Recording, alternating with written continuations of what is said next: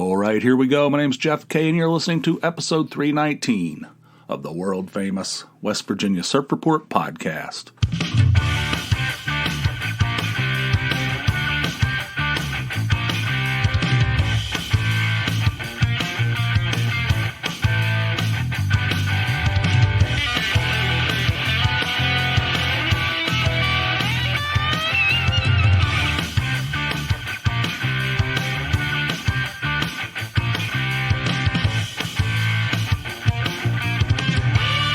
Good boy, my ass. It's been a while. Sorry.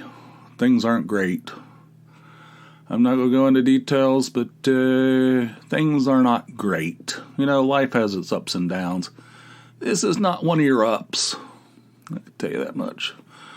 But anyway, I'm reasonably okay here, I guess, at the moment. But anyway, I apologize for being gone. This is supposed to be a Patreon episode. Since I've been gone so long, I'll probably make it available to everybody, and then I'm going to try to get back on track. All right, try to get back on track. Try to be semi-funny. I don't know if I can do it, but we'll try. Okay. Hope you guys are doing well. I do have a few things, as you might imagine. It's been so long. I did go to the baseball game down in Philly. Steve and I went down there, and we went to the Phillies Reds game down there on Easter Sunday, and it was good. Although I didn't get any sleep the night before, I was kind of like sleepwalking. It felt like it's kind of having like some kind of out of body experience. You know how you feel when you're like massively sleep deprived, and you just feel like you're watching your own body or something. I don't know how to explain it, but we went to the game, and it was a good game. And the Reds won in dramatic fashion in the ninth inning with a bases clearing double down the right field line. It was fantastic. There are a few things to mention about it. I've never been to that ballpark before. I know it's hard to believe, but I have never. Every time the Reds play down there, it's like late August. I mean, that's generally when they play down there, and it's like, I don't want to go down there and sit out in the middle of that, you know? And I've never gone. I feel kind of self-conscious about that, but this is my first time in that ballpark. Nice place, really nice, clean, well laid out. Fun place to see a game. A lot of good food in there. I had a guy I work with. He said, "Where are you going to eat? Where are you going to eat before the game?" I said, "I don't know. Never been there before. Don't know what's there." He goes, "I tell you," "I would recommend Federal Donuts." I said, "What the shit's that? I don't want donuts. I want, like, food." He goes, No. They sell chicken sandwiches, like one of the best chicken sandwiches I've ever had, and they sell some other things, but they're known for their chicken sandwiches. And then you can get, like, donuts on the side. I said, "Okay, well, if that's what you suggest." We went, it was crowded. It was very crowded. I think there were like 40,000 people there, and the place only holds like 42 or something, so it was close to being sold out. And, we got there early. I picked up Steve down in the Poconos. He left his car at a hotel. He called him in advance and said, Do you mind if I leave my car in your parking lot? I can pay you or whatever." And they said, No, that's fine. You can do it. You just have to sign some kind of disclaimer in case some damage happens to your car. And so I picked him up down there at this hotel down in Poconos, and we headed on down to Philly. And, we got there fairly early. Didn't know what kind of traffic we were going to get into. And we went to that Federal Donuts, and I had the chicken sandwich, and I had two. An order of donuts has two donuts. I got the cinnamon and the cinnamon sugar. They were excellent. Everything was excellent. Very expensive. Not cheap, but I mean, you're at a baseball stadium, I expect. It was kind of cold in there. It was kind of cold. It was really windy. The wind was, the flags were just going to town, It was like really cold. I mean, not super cold, but it was mildly uncomfortable. We were sitting in the shade, And it was a day game. It started at 1:05. And it was mildly uncomfortable. But the ballpark was nice. The seats were kind of not made for fat Americans. I don't know. I think things made for, like, I don't know. I don't know who they had in mind. It's a relatively new stadium. They know how big we are. Why would they make seats like that? This is not the 40s. This is not 1942, when people were the size of sixth graders, This is 2020, whatever year they built it. Americans are like large people. I mean, I probably don't need to tell you. So I'm like packed in there, shoulders, like my shoulder was up against the guy's shoulder to my right. No, I don't like that. I don't like to be touching somebody. I feel like I was on an airplane. And, it's like packed in there. It's like wedged in there. And it was a little cold, and we tried to get food again later, and because it was early, they were still doing batting practice when we were eating the Federal Donuts, and we tried to go again, play. I mean, you can't get anywhere near. I mean, there were so many people there. There were lines at everywhere you go. I mean, the lines were, it looked like it would take you an hour to get food. The lines were everywhere, and they were long. But also, okay, here's another thing I can tell you about this. There were these two guys sitting relatively close to us, and they were wearing Reds stuff. I mean, you can go to basically pretty much any baseball stadium, I think, wearing the opposing team's collars, except for the Northeast United States, maybe like the Dodgers, something like that.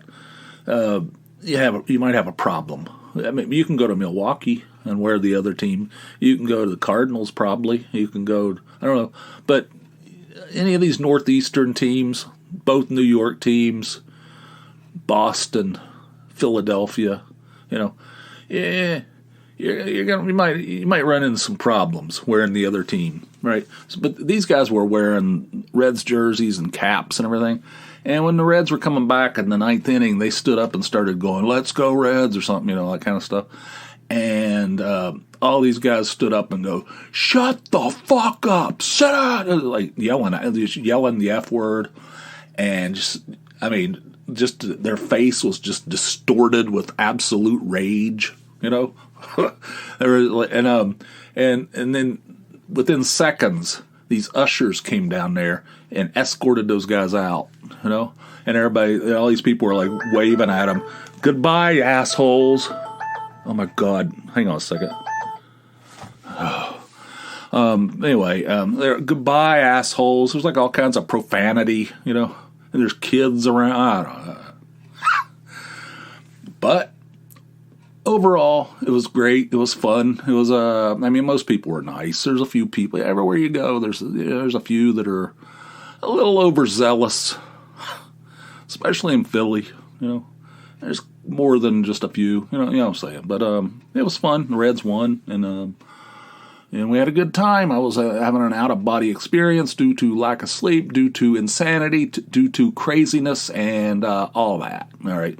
Another thing that happened recently, since we last spoke, I was driving to work. I was talking to my brother, who just called, by the way. That's who called me.